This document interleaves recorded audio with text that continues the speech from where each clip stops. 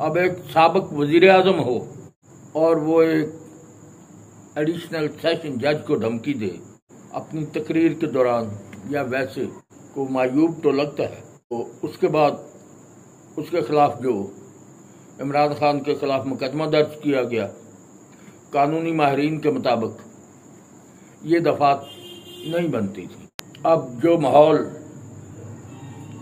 बनी गाला के बाहर बना हुआ है,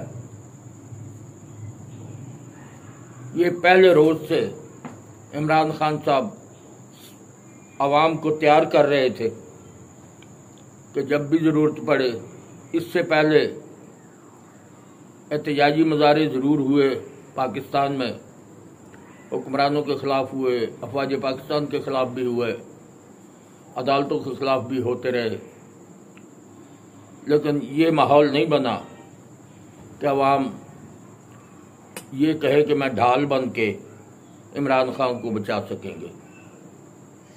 वैसे तो अगर तारीख को देखा जाए तो जब धरने के लिए, लॉन्ग मार्च के लिए इमरान खान साहब ने इस्लामाबाद कॉल दी थी, तो एक बंदा भी यहाँ पूरे पाकिस्तान से नहीं पहुँच पाया था। लेकिन उस वक्त चूँकि हुकूमत पंजाब में नून लीग की थी, अब चूँकि हुकूमत वहाँ पीटीआई और काफ लीग की कंबाइन हुकूमत है, इसलिए पंजाब से निकलकर इस्लामाबाद तक पहुंचना आवाम के लिए कोई मुश्किल नहीं। और सारी रात हमने देखा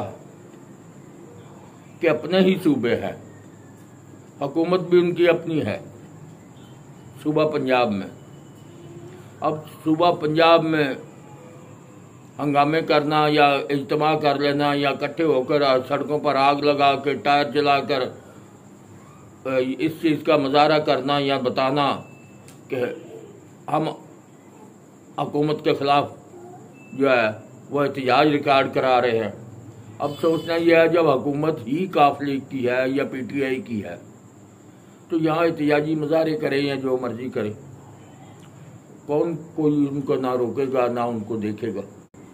इसके अलावा आपने देखा कि रात को टीवी की स्क्रीनों पर यह देखने में नज़र आता रहा कि अवाम बड़े फ़ख्र से ये कह रही है कि राणा सनाउल्लाह, तेरे घर का हमने घेराव कर लिया है, वरना तू इस्लामाबाद का घेराव ख़त्म कर दे। ये ऐसी सियासत आपने इससे पहले शायद कभी नहीं पाकिस्तान में देखी होगी कि हुकूमत को बेबस करना या मजबूर कर लेना।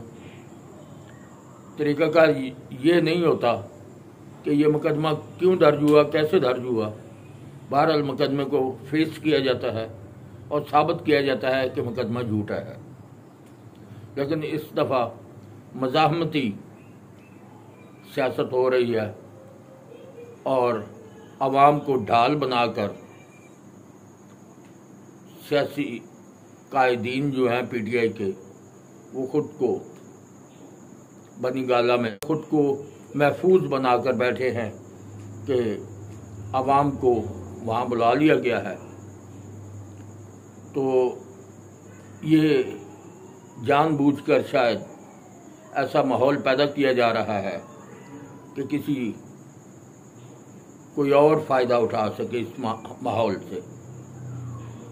अब ये सियासतदानों को सोचना चाहिए कि हमारी इस रस्साकशी में, क्योंकि जब भी कोई तीसरी ताकत आई तो उस वक़्त ही आई जब सियासतदान आपस में उस माहौल तक पहुंच चुके होते हैं जहां वो कहने में हक बजानब होते हैं कि इस वक्त मुल्क और कौम का नुकसान हो रहा था, लिहाजा अस्सलाम वालेकुम। वो बात सुनने से पहले कि मेरे प्यारे हम वतनों, सियासतदानों को अपनी अकल से काम लेना होगा।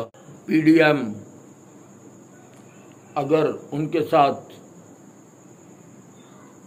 मुखलिस हैं सारे,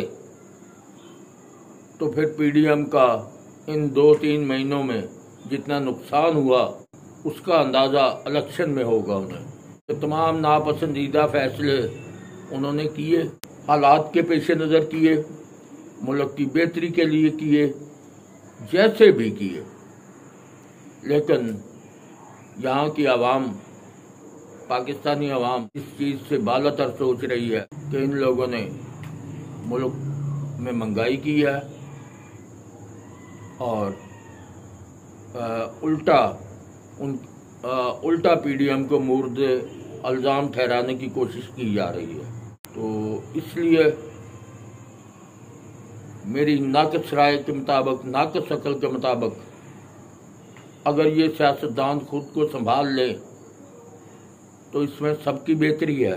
वैसे वो संभलते नज़र नहीं आते, क्योंकि जिस पटड़ी पर या जिस इशारे पर इमरान खान साहब चल रहे हैं, उनका तो ये तरीका है कि ना खेडेंगे ना खेडन देंगे।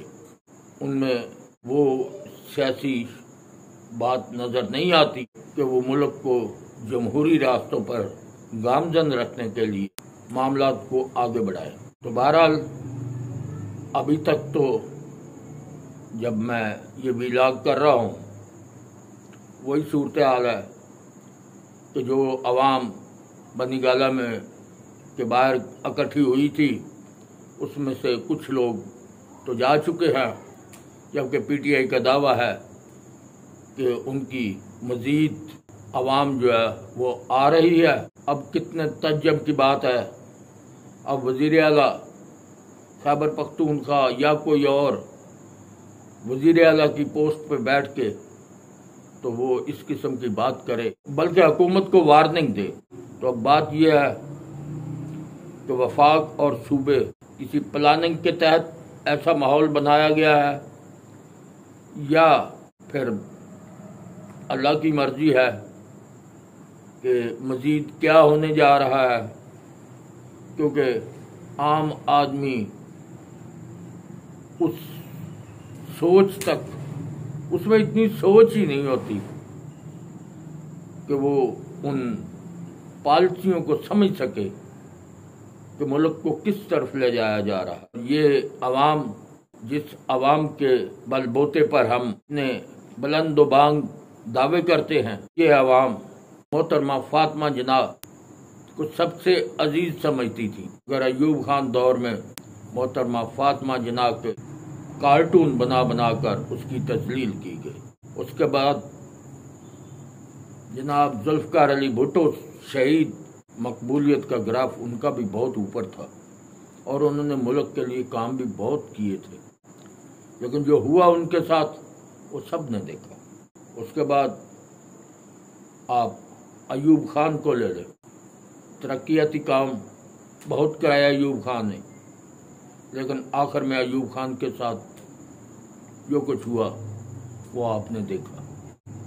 बेनज़ीर भुट्टो शहीद हुई, मकबूलियत जो जलसा बेनज़ीर भुट्टो ने यादगार पाकिस्तान में किया था, उस जलसे का रिकॉर्ड आज तक कोई तोड़ नहीं सका।